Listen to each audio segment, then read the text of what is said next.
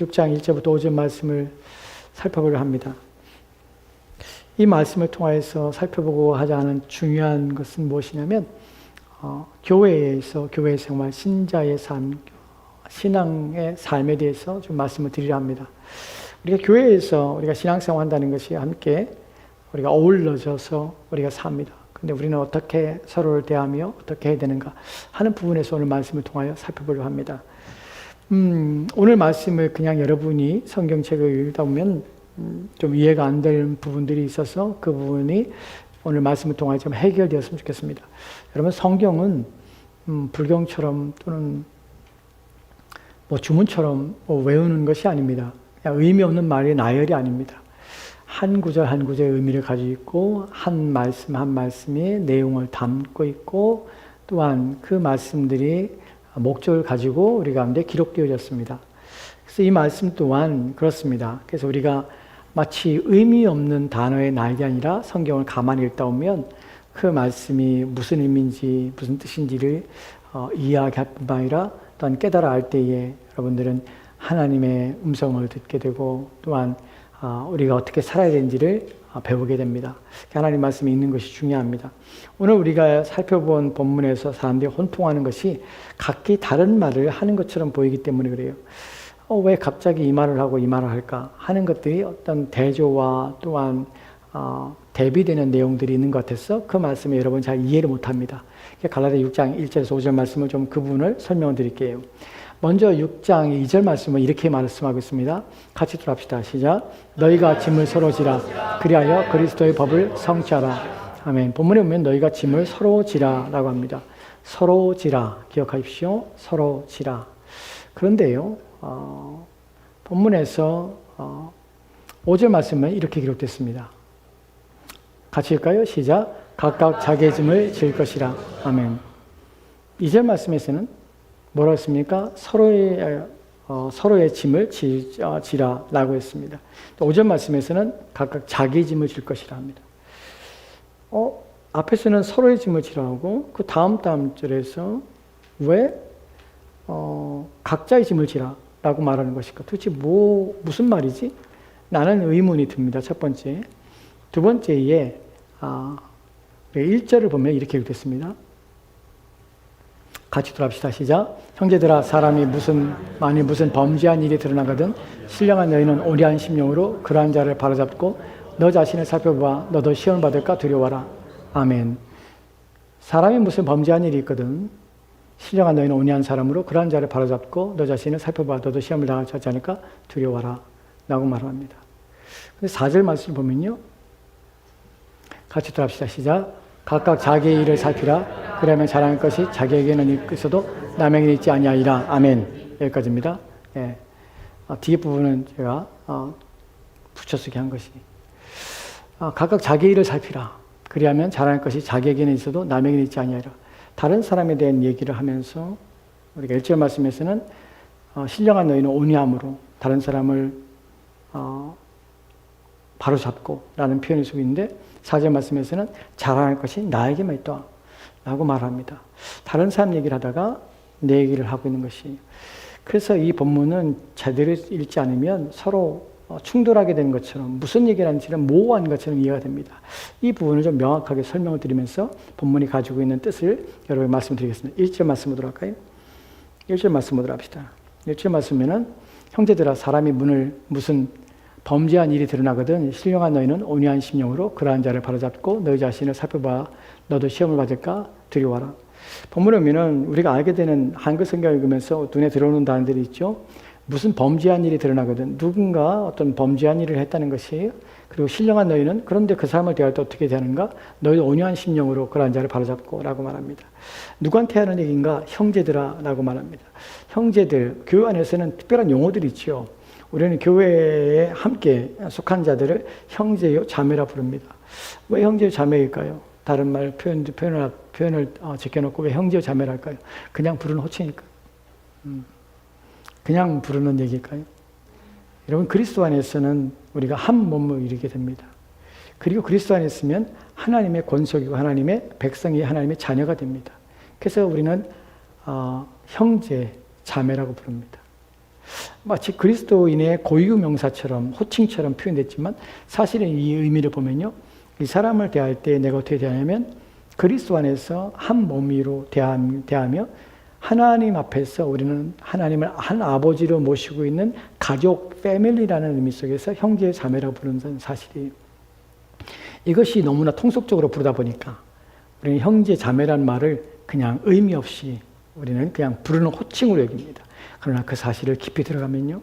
그것은 혈연보다 더 중요한 하나님의 자녀, 하나님의 가족이라는 사실을 서로 인정하는 것이 물론 그렇게 부르기도 합니다. 그렇지 않은 데서 부르기도 합니다. 그러나 그 의미는 그렇지 않다는 것이 형제들아, 교인들을 말하는 것이 그리스도인들을 말하는 것이 사람이 무슨 범죄한 일이 드러나거든. 여기서 이 본문을 좀 생각해 봅시다. 사람이 어떤 사람이 만일 무슨 범죄한 일이 드러나거든 합니다. 범죄했다 합니다. 죄를 지은 것이죠. 죄를 지었습니다. 죄를 지은 것이 드러난 것이에요. 그럼 어떻게 대하느냐? 신령한 너희는 온유한 심령으로 그러한 자를 바로잡아야 된다고 말을 합니다. 이 본문을 그냥 우리가 한글 성경에 눈에 들어온 대로 읽어버리면 어떻게 되냐면 교회 안에서 누군가 잘못했습니다. 누가 실수했습니다. 누군가 죄를 졌습니다. 그럼 바로 잡아야 돼요. 어떻게? 훈계하고 책망하고 또한 공개적으로 망실을 던져서 그 일에 대해서 징계를 하고 하는 방식으로 물론 성경에서는 교회 안에서 잘못된 가르침이나 교회 안에서 공식적으로 문제를 일으키거나 범죄한 일에 대해서 교회는 책망해야 합니다. 책망하라고 합니다. 징계하라고 합니다. 왜냐하면 그렇게 해야 됩니다. 그래야 교회가 질서가 잡히기 때문이에요. 근데 본문이 그런 의미인가 하는 부분을 생각해 봐야 합니다. 복음서에서 예수님께서 말씀하신 교회의 징계권, 치리권이 본문의 의미는 아닙니다. 왜냐하면 본문에서 만일 누가 범죄한 일이 드러나거든 이라고 할 때의 말의 의미가 무엇인지를 생각해 봐야 돼요. 범죄함을 할 때 본문에서는 죄를 지었다고 우리가 본문에서 이해할 수 있는 부분은 아닙니다. 왜냐하면 본문에서 범죄라는 것의 단어가 의미가 어디서부터 왔냐면 무엇인가 진리로부터 미끄러지거나 진리의 정도, 바른 길로부터 어그러지거나 바른 길로부터 쓰러지거나 바른 길에서 떨어지거나 한다는 의미예요. 즉 무엇이냐면 누가 누군가에게 해를 끼치거나 누가 누군가에게 문제를 일으키는 부분이 아니라는 사실이에요. 교회 안에서 우리는 서로를 대할 때 어떻게 대해야 되는지, 무엇으로 우리가 서로를 이해하고 또한 서로의 어떤 면에서 서로를 돌보며 어떻게 해야 되는지 하는 형제됨에 대해서 얘기합니다. 자매됨에서 얘기합니다. 같은 한 아버지를 모시고 있는 자로서 우리는 어떻게 대해야 되는가 하는 부분을 가리키고 있는 것이 누군가 진리 안에서 누군가 진리를 쫓는 일에서 어그러지거든, 미끄러지거든, 또한 때로는 거기서 떠나려고 하거든 라는 의미예요. 왜 이런 일이 날까요? 왜 이런 일이라면 분명하지 않으니까. 하나님 말씀에 대한 분명한 이해가 없을 때에 사람들의 마음에 의심이 생기게 되고 또한 그로 말미암아서 진리에서 미끄러지려고 하는 일이 발생한다는 것이에요. 그러니까 이 일에서 범죄란 단어를 명확하게 여러분이 이해해야 됩니다.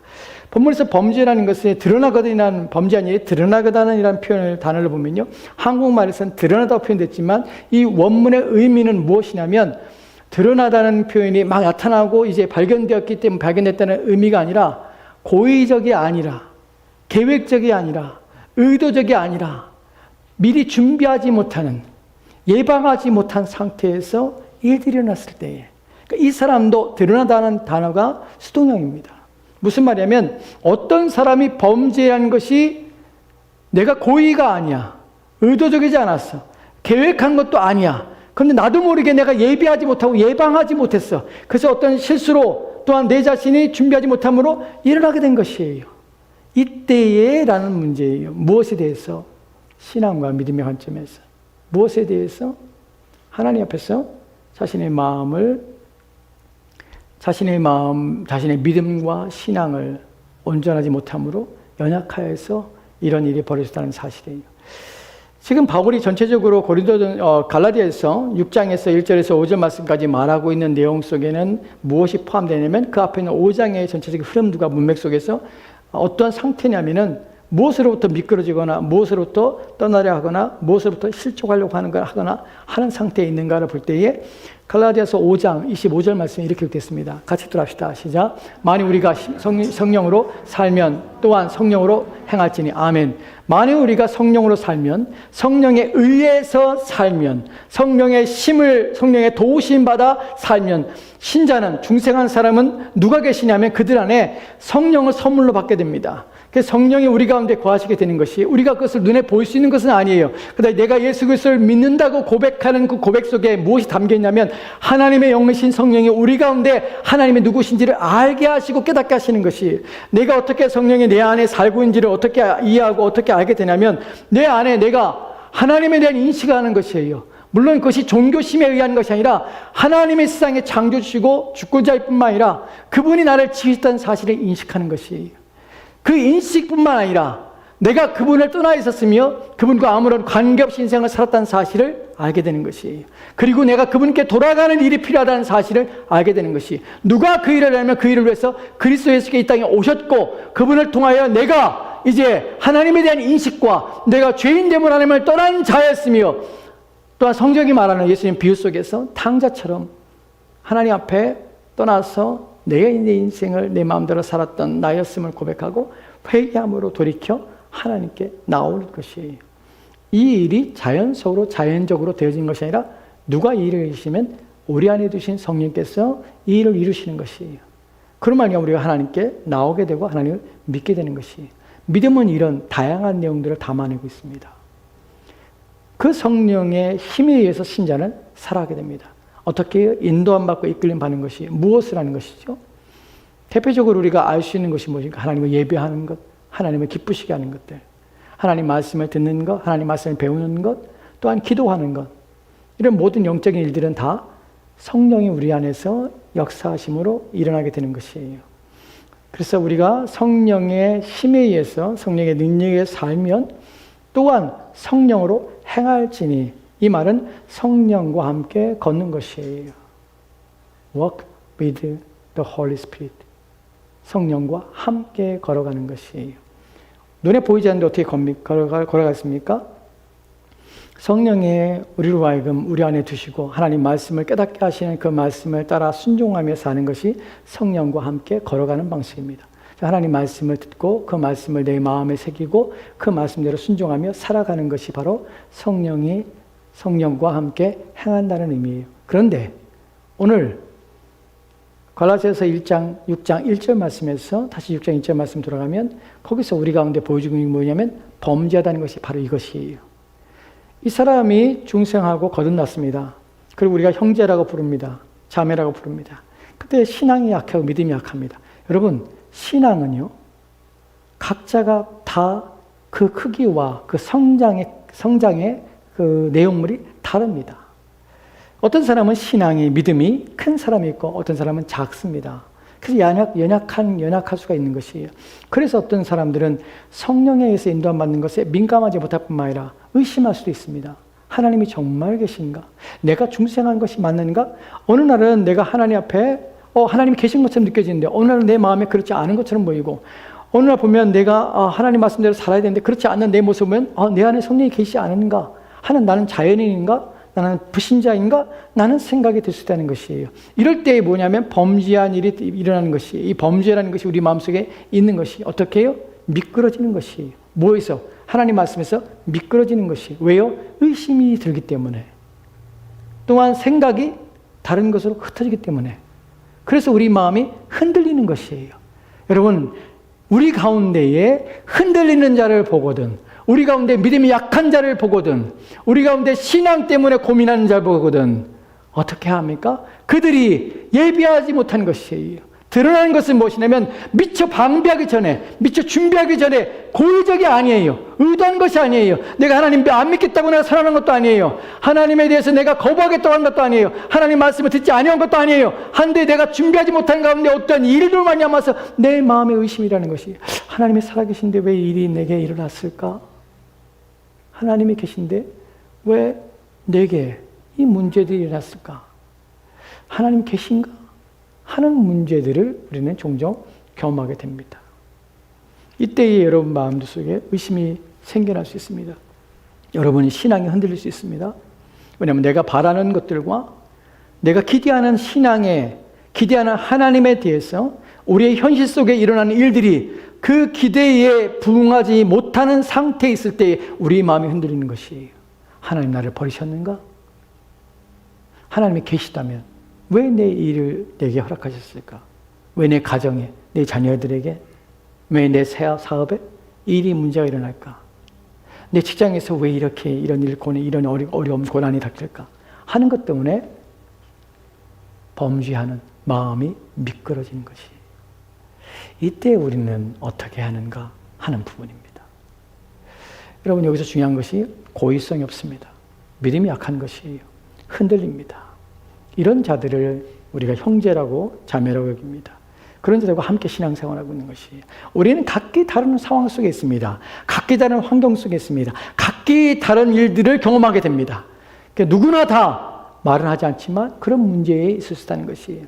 그런 것들에 대하여 우리는 어떻게 형제를 대할까 하는 부분이에요. 신령한 너희는 온유한 심령으로 그런 자를 바로잡고라고 합니다. 신령이란 말은 무엇이냐면 특별하게 어떤 점을 치거나 어떤 우리와 다른 어떤 차원에 말하는 것이 아니 형제들이 신령한 것과 같은 의미입니다. 그리스도는 신령합니다. 왜요? 성령이 그들 안에 거하시기 때문이란 말이에요. 신령한 성령이 거하시는 너희는, 성령과 함께하는 너희는 어떻게 해요? 온유한 마음으로. 온유란 단어를 나중에 기회가 되면은 제가 설교를 통하여 말씀을 드리겠지만, 온유란 말은 무엇이냐면 낮은 마음이에요. 겸손한 마음이에요. 자기를 낮추는 것이에요. 누구 앞에? 하나님 앞에서. 온유한 심령으로, 다른 사람을 이해하는 심령으로, 다른 사람을 생각하는 마음으로 어떻게 해요? 그러한 자를 바로잡고 합니다. 여기서 또 이제 걸리는 문제가 있습니다. 우리는 종종 이런 구절을 보면서 우리는 내 마음대로 생각해요. 내가 성경을 해석하고 내 마음대로 본문을 이해하며 본문의 단어들을 추론해 봅니다. 그래서 바로잡고라는 말을 고쳐야 돼. 그렇게 하면 안 돼. 그 상황에서 당신이 그런 믿음을 가지고 그런 생각을 잘못이야 하면서 꾸중하면서 책망하거나 이걸 바로잡는다고 생각해요. 바로잡는다는 것은 고친다는 의미, 틀린 것을 바로잡는다는 의미, 나는 것이 담겨 있지만 사실은 본문의 의미는 그런 의미가 아닙니다. 이 단어의 원어를 보면요, 원어가 어디서부터 왔냐면 골절로부터 왔어요. 골절. 골절이 뭐죠? 뼈가 부러지거나 또한 빠지거나 뒤틀리거나 하는 것이 골절입니다. 여러분 골절 당하면 어디 갑니까? 골절을 하시는 분, 이렇게 한의사들 중에 골절하시는 분 있잖아요. 정형외과 가나요? 정형외과 가죠? 예, 골절합니다. 여러분 골절 당해본 적 있어요? 저는 예전에 한번 코뼈가 부러진 적이 있습니다. 코뼈가 부러지면 어떤 일이 벌어진 줄 알아요? 수도꼭지처럼 피가 이렇게 해서 코에서 쫙 흘러요. 수도꼭지처럼. 코뼈가 부러졌는데 쫙. 골절 정형외과 갔습니다. 코 이비인후과 가서 갔는데 문을 여는 순간 내가 들어가지 말았었는데 문을 여는 순간 의사를 만났어요. 앞에 있는 의사를 만났는데 아차 싶었는데 문을 못 닫았어요. 왜냐하면 할아버지였어요. 그래서 딱 문을 열었는데 손님이 하나도 없고 간호사도 없어. 여는 순간에 눈을 마주쳤는데 이건 아닌데 하고 나오고 싶었는데 의사가 어서 와. 그래서 끌려 들어갔습니다. 끌려 들어가서 왜 왔냐고 해서 코가 좀 문제가 있어서 그냥 막 만져보더니 코뼈 부러졌네. 맞춰야 돼. 그러니까 누워 앉아있어. 앉았습니다. 되게 불안하더라고요. 야, 손님이 아무도 없는데 나밖에 없는데 간호사도 없고 의사가 그러더니 저를 뉘어놓고 제 위에 올라타더라고요. 올라타더니 제 코를 잡아요. 어떤 기계로 앉아있더니 코를 잡더니 코를 비틀어요. 막 비틀더니 막 마취도 안 하고 막 눈물이 막 질질 흘리는데 코를 막 두둑두둑 하더니 마치더라고요. 그러니 딱 나오더니 됐어. 그 순간 괜히 들었어. 처음에 그 느낌을 알고서 문을 닫고 나갔어야 되는데 이게 코뼈 부러졌을 경험입니다. 다행히 코는 큰 문제가 일어나지 않습니다. 그렇게 맞추니까 낫더라고요. 그런데 바로잡고 하는 것이 골절입니다. 여러분 팔이 부러졌습니다. 팔에 부러지면 뭐합니까? 캐스팅하죠. 깁스합니다. 캐스팅하면은 팔이 부러졌는데 어디가 고생하는 줄 아십니까? 팔 부러지면 어디가 고생해요? 목이 고생해요. 팔을 걸잖아요. 그럼 이렇게 들고 다녀야 돼요. 다리가 부러지면 어디가 고생이에요? 팔이 고생이에요. 왜냐면은 보조기를 하고 걸어야 되니까. 내가 부러진 곳이 고생하는 것이 아니라 부러지지 않은 곳이 고생이에요. 바로잡고라는 말이 바로 그 의미예요.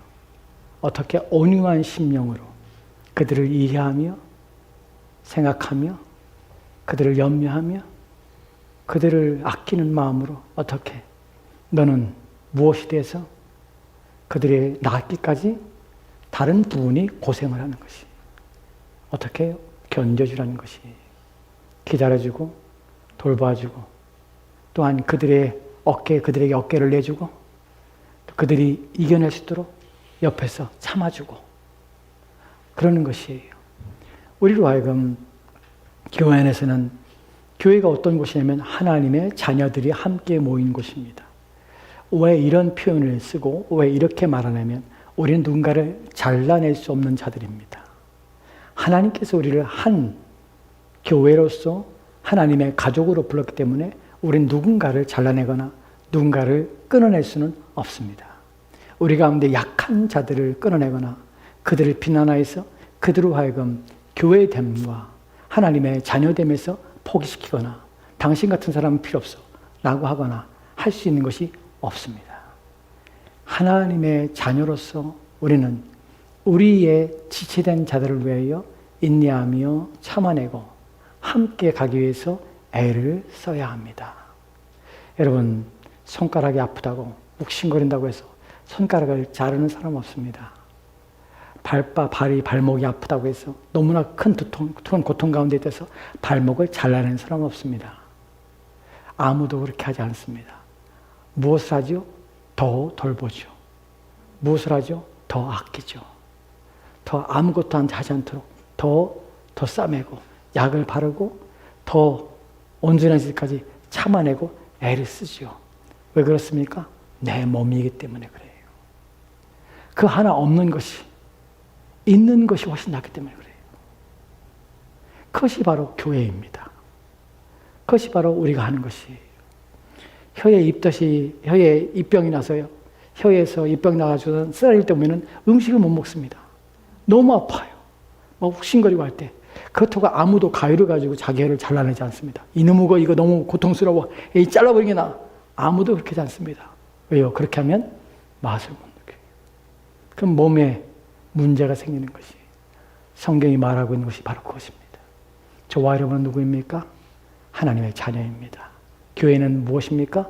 하나님의 자녀들이 그리스도를 머리로 해서 함께 모이는 것입니다.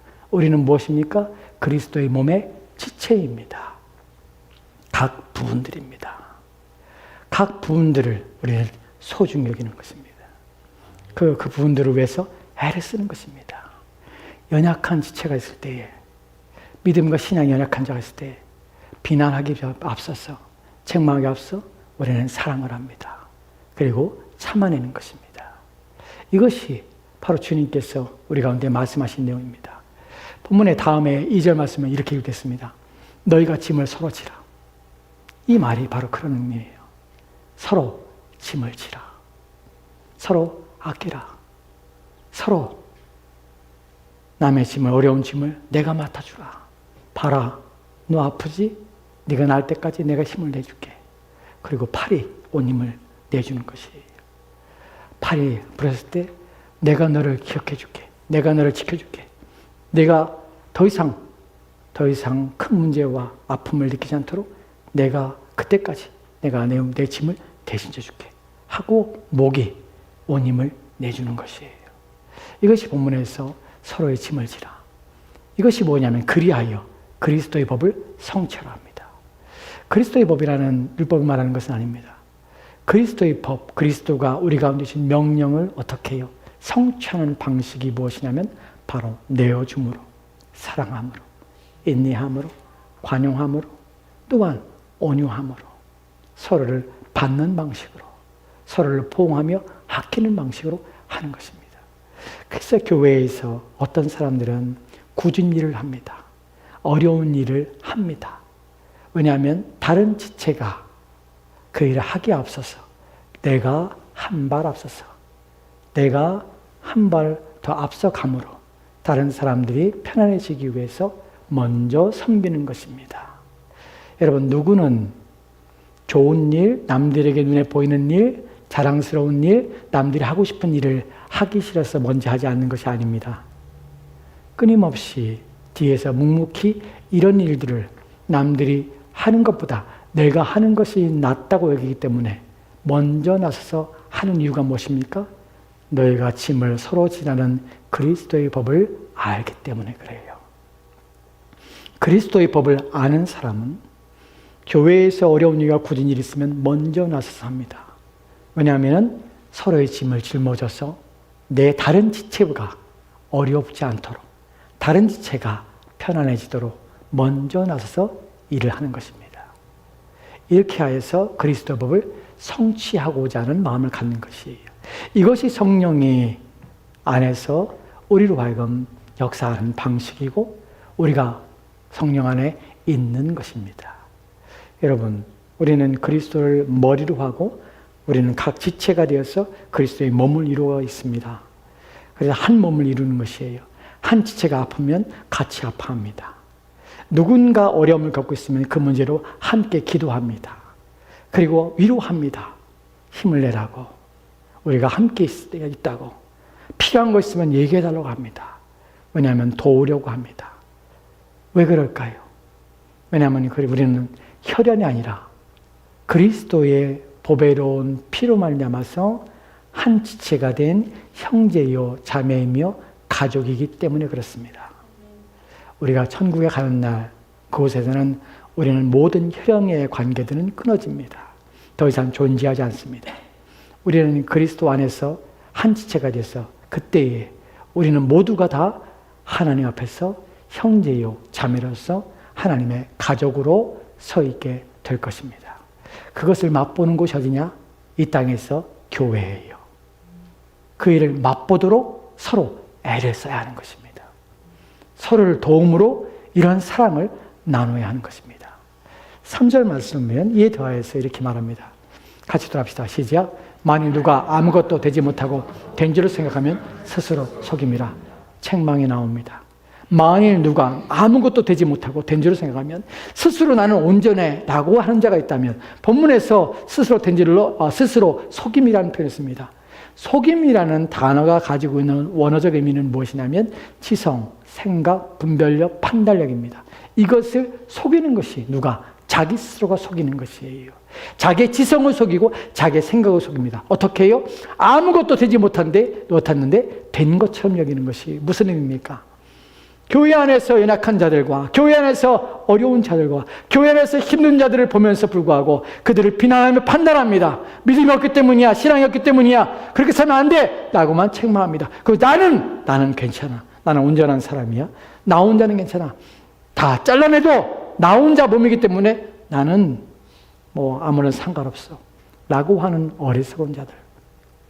교회 안에서 독선과 아집과 자기 생각에 빠져서 자기만 의로운 척하고 그래야 연약한 자들을 돌보지 아니하는 이 모든 생각들은 자기를 속이는 어리석은 자뿐만 아니라 아무것도 되지 못한 채 스스로 혼자 그리스도의 몸을 이룰 수 없다는 어리석은, 이룰 수 있다는 어리석은 생각과 이룰 수 없음에도 불구하고 그렇게 여기는 자기 기만이라는 사실입니다. 결코 교회에서는 그렇게 하면 안 되는 것입니다. 우리는 서로를 존중하고 서로를 그리스도에 안에서 형제된 자로 서로를 대우하며 사랑하며 아껴야 합니다. 그것이 우리 교회 또한 주님의 교회의 모습인 것입니다. 이제 4절 말씀으로 합시다. 뒤에 부분은 빼고 할게요. 각각 자기 일을 살피라. 이때 왜 각각 자기를 살핍니까? 이때는 내가 그리스도의 지체 안에서 한 부분이라는 사실을 인식한다는 말이에요. 각각 자기 일을 살피라. 나는 그리스도의 몸의 한 부분입니다. 한 부분입니다. 그래, 내 일에 나는 다른 사람과 비교할 것이 없이 내게 주어진 일에 충실한 것. 그러면 잘할 것이 나에게만 있어도 남에게 있지 아니라 비교할 수 있는 것이 아닙니다. 우리는 각각 고유한 자기의 역할들이 있습니다. 그래서 누구와 누구보다 더 낫거나 누가 누구보다 더 옳거나 한 것 없습니다. 한 몸은 영광도 하나이고 기쁨도 하나이고 즐거움도 하나이며 하나입니다. 우리 중에 누군가 한 지체라면 그 지체 중에 소중한 것이 없습니다. 만약에 우리가 진시 형제가 지난번에 상을 받았잖아요. 진시 형제가 상을 받았는데 대단한 일이잖아요. 미국에서 10명이 상을 받았는데 상을 받아서 가서 상을 받고 얼마나 좋겠어요. 그런데 진시 형제가 상을 받는데 발가락이 나는 상을 안 받았네 하고 화딱지 내고 분을 낸다면 있을 수 있습니까? 진시 형제가 상을 받는다는 것은 발가락도 상을 받는 것이 그 몸이니까, 손가락도 상을 받는 것이 그 몸이니까. 본문에서 말하는 것이 자랑할 것이 자괴감이 있고, 우리는 그리스도의 몸으로서 내 스스로가 내 주어진 본문만 그 일의 역할을 감당할 때 자랑할 것이 나만 있는 것이, 다른 사람하고 비교할 것이 없는 것이. 어떤 사람은 얼굴의 역할을 할 수도 있습니다. 눈의 역할을 할 수도 있고요. 또한 귀의 역할을 할 수도 있습니다. 냄새에 맞는 역할을 할 수 있고요. 또 혀의 역할을 할 수 있습니다. 입의 역할을 할 수도 있습니다. 누군가는 맨날 맛있는 것만 처먹어. 그냥 계속 그냥 좋은 것만 입으로. 그 입에 보면은 입으로 올 때는 맛있는 거 먹고 막 하니까 이 역할을 하니까 얼마나 좋은 역할을 하겠어요. 만약에 눈으로 보면 좋은 것만 보는 거, 좋은 거 듣는 것들. 그러나 그렇지 않은 부분들. 맨날 발바닥은 뭐겠어요? 맨날 신발 속에 들어가서 땀이나 나고 맨날 걷는 일에 수고만 하고 일어나기 때문에 불평할 수 있어요. 내 자리는 무엇이지? 내 역할은 무엇이지? 속상할 수 있어요. 나는 보이지도 않고 맨날 보이지 않게 양말 신어서 감추 나를. 맨날 나는 그런데 아무도 관심 없는 곳에 나는 있고 하는 마음을 가지고 있었습니다. 교회 안의 역할도 그렇습니다. 누군가는 드러나는 얼굴의 역할을 하는 사람이 있습니다. 사람들 앞에 좋게 보이고 멋있어 보이고 하는 그런 자리에 있는 사람도 있을 수 있습니다. 어떤 사람은 감춰지고 또한 더러운 부분들, 이런 부분의 자리에 역할을 할 수 있습니다. 그러나 중요한 것은 그 모든 역할은 한 몸이신, 한 몸의 머리이신 그리스도 영광에서 내게 주어졌으며 그 일이 결코 하찮은 일이 아니라는 사실을 기억하십시오. 발바닥이 있기 때문에 온몸이 발바닥을 통하여 일어설 수 있고 걸을 수 있는 것입니다. 그렇기 때문에 자랑이 내게만 있는 것이에요. 내게 주어진 모든 일들은 감사한 일입니다. 기쁨의 일입니다. 왜냐하면 나는 몸을 섬기고 머리이신 그리스도를 섬기기 때문에 그렇습니다. 여러분, 그리스도가 교회의 머리십니다. 교회의 머리란 말이 무엇입니까? 머리는 장식품으로 들고 다니는 사람이 아무도 없습니다. 머리는 무엇을 하는 곳입니까? 모든 몸을 움직이며 모든 몸을 지시하며 모든 몸의 행위를 이끌며 또한 하도록 요구하며 명령하는 기관이 머리입니다. 그리스도가 교회의 머리라는 사실은 우리는 그리스도가 그분이 명령한 것, 그분이 지시하는 것에 순종한다는 의미예요. 우리는 그리스도의 몸입니다. 그분이 명령한 곳에 내가 있으라는 곳에 있는 것이 그분의 일입니다. 있으라는 곳에 최선을 다하는 것이 우리의 몫입니다. 그 영광은 동일합니다. 한 몸이기 때문에. 그렇기 때문에 우리는 불평할 것이 없는 것입니다. 마지막으로 5절 말씀입니다. 각각 자기의 짐을 질 것이라. 이 말이 무슨 말입니까? 그렇기 때문에 우리는 내게 짊어진 짐, 내게 짊어질 짐을 열심을 다하여 지는 것입니다. 형제의 연약함을 이해하고 힘들다고 불평하지 않고 참아내며 그래야 그리스도의 몸을 세우는 일에 온 힘을 기울이는 것이 바로 형제된 자매된 우리가 할 몫입니다. 이것이 교회입니다.